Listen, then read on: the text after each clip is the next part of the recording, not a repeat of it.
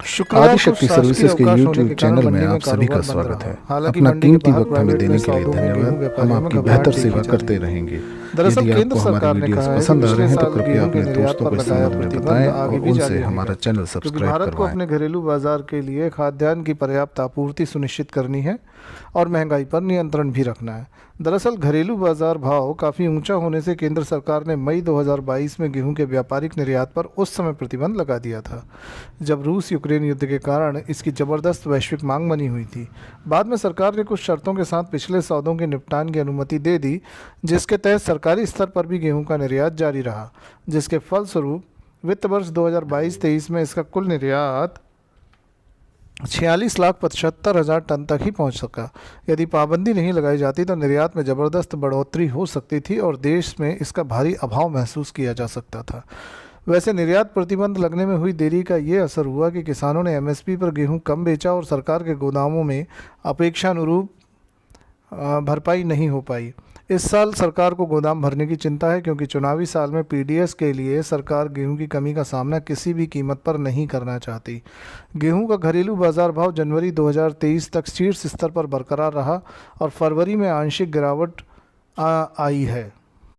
देश में सरकारी गोदामों में गेहूं की मात्रा में भारी कमी आई है। सरकारी agency food corporation of India FCI ने अभी 83,45,000 टन ही गेहूं आ रहा है, जो 6 साल का निचला स्तर है। चालू दशक में ये दूसरी बार है जब गेहूं की मात्रा 85 लाख टन से नीचे आ गई है। पिछले साल इसी समय एफसीआई के पास 189 लाख टन गेहूं था, जिसमें एक साल में 57% की तेज़ गिरावट देखी जा रही है।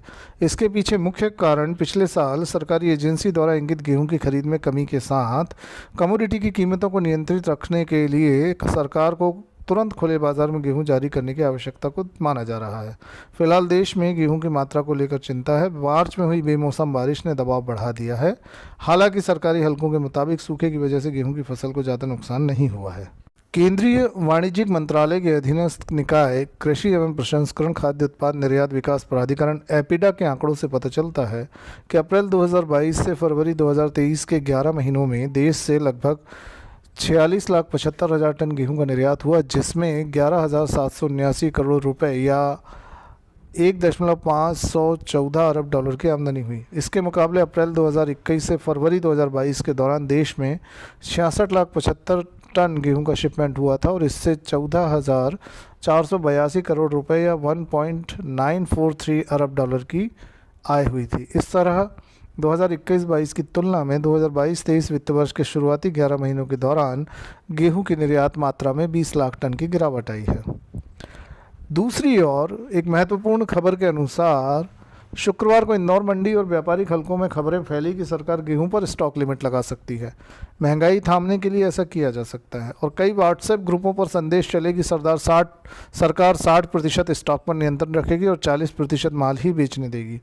हालांकि सरकार ने ऐसा कोई निर्णय फ़िलहाल नहीं लिया है, लेकिन बाज़ार में फैली अफवाहों के कारण मिलों ने गेहूँ खरीदी के दाम नहीं खोले और ख़रीदी भी रोक दी। इससे अफवाह को और बल मिला और घबराहट फैल गई। आटा मिलों की ओर से गेहूं खरीदी के भाव नहीं खोलने से भी इस अफवाह को बल मिला। हालांकि सरकार फिलहाल ऐसा कोई कदम उठाने के पक्ष में नहीं है, क्योंकि किसानों के हाथ में काफ़ी स्टॉक है और इससे किसानों को नुकसान हो सकता है। इसी बीच केंद्रीय वाणिज्य एवं उद्योग मंत्री पीयूष गोयल ने कहा है कि गेहूं के निर्यात पर फिलहाल प्रतिबंध जारी रहेगा।